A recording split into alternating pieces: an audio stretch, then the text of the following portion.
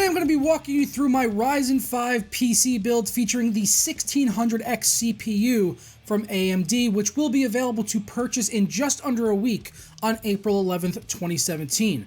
And because of that, I won't be able to provide you with any performance numbers at this time due to NDAs, which restrict me from discussing any performance numbers in regards to frame rates, temperatures, and overclocking. For that, you'll have to wait just a little bit longer. But that doesn't mean we can't have some fun and look at a kick-ass system that is rocking 6 cores and 12 threads for roughly $1,200 when all is said and done. I guess it makes sense to start with the Ryzen 5 1600X, which is priced at a cool $249 retail. Once the 1600X is available to consumers, I will update my Amazon links in the description below, but for right now, all the other parts will be listed down there. As previously mentioned, the 1600X is a 6-core, 12-threaded CPU, and it comes out of the box at 3.6 GHz with an advertised XFR boost of 4 GHz on a single core. Lastly, it does have a TDP of 95 watts, but there will also be the Ryzen 7 1600 with a lower TDP of 65 watts, albeit with a lower out-of-the-box clock speed of 3.2 GHz and a lower price of $219. Only time will tell which of these 6-core parts will be the champion of the Ryzen 5 lineup.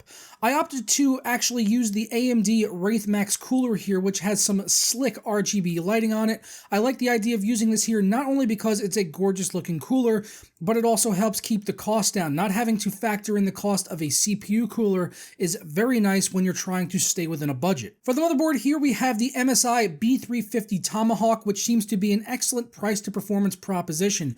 You could pick this board up for just $110 on Amazon, and it doesn't restrict you in regards to overclocking. While the feature set on this board is pretty basic, it certainly does look the part for a gaming motherboard with red LEDs that can be controlled or disabled within the software. The only complaints I have right now about the B350 Tomahawk are its agonizingly long load times for getting into the BIOS. There are a few threads discussing this on the MSI forums, with users claiming it needing a full 24 seconds just to enter the UEFI, and I can confirm that with my own use of the motherboard. Hopefully this gets ironed out with a future BIOS update, as even using MSI's fast boot option, I didn't see any improvement to my boot times. This could very likely just come down to the chipset being so new with the Ryzen processors. This is also the second B350 Tomahawk board that I received from AMD, because the first one was actually DOA. If you've been following on social media, I discussed this a few days ago, but thankfully AMD was very quick to get out a replacement board, which worked thus far without any issues that will get in the way of our testing. The RAM I've gotten here was also provided out by AMD along with the Ryzen 5 review kit, and it's 16GB of Guile Evo X memory at 3200 MHz. The DIMMs are meant to have RGB lighting, which I've connected with the included cable, but that doesn't appear to be coming on at this time. I will investigate further at a later date, but right now testing Ryzen 5 is my primary focus, and I don't really need RGB lighting to do that. The Guile memory kit is comfortably priced at $149, which is reasonable for a fast set of DDR4 memory. For the GPU, I am currently using my MSI RX 480 8GB card, which you can find for $260 on Amazon, and is an absolute beast of a GPU for that price point. You guys seen me test this RX 480 countless times over the past year in battles with NVIDIA's GTX 1060, and I promise you, once we are permitted to release Ryzen 5 benchmarks, that a full round of testing will be in order with the GPUs, especially in DirectX 12 titles. The chassis I am using here is the Be Quiet Pure Base 600, which is a more budget-oriented case from Be Quiet, who makes some absolutely stellar products, but they're usually a bit higher priced than the Pure Base 600 at $89 for the all-black model that I'm using here without the windowed side panel. They do have windowed variants available, but I opted for the solid version that you're seeing now. I ran IDA64, stressing the CPU and GPU to 100% load so you can get an idea of the sound dampening qualities of this case that I'll go ahead and play for you right now with the side panel off versus having it on.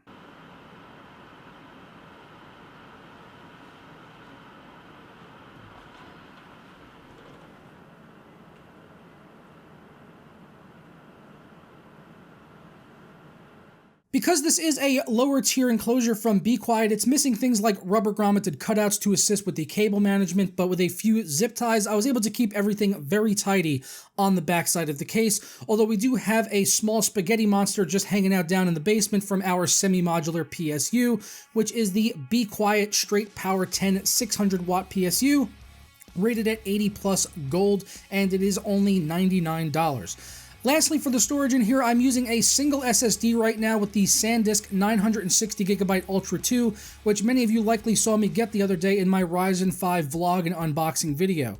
If you missed that one, I'll annotate a link in on the closing credit screen. I use one of these drives as a scratch drive in my 6800K build, and I've had no issues with them. They aren't the fastest SSD on the market, but they strike a good balance of price to performance, and at $260 for a 960GB SSD, it's very competitive when compared to higher priced drives on the market. And if you are looking to put together this exact build, this is probably one of the areas where I would maybe shave off some money off of the SSD and go with a 480GB model, and then pair that with a 1TB mechanical drive. But I'm just very impatient, and I wanted all SSD storage in the system, so that's why I've only got the one 960GB drive from SanDisk. But that's all I've got for you guys today in regards to my Ryzen 5 black box build. As I mentioned at the start of the video, you'll have to wait a little bit longer before we can fully discuss performance numbers, so if you have any suggestions for what you would like to see tested or how it will be tested, then I'll be very active down in the comments of this video taking suggestions. Once again, I will put links down in the description below for Amazon to where you can get the parts using here, and once the 1600X is available, then I'll update the links to reflect that. But I'm going to go ahead and get on out of here, guys, so I'll catch you next time. Ta-ra.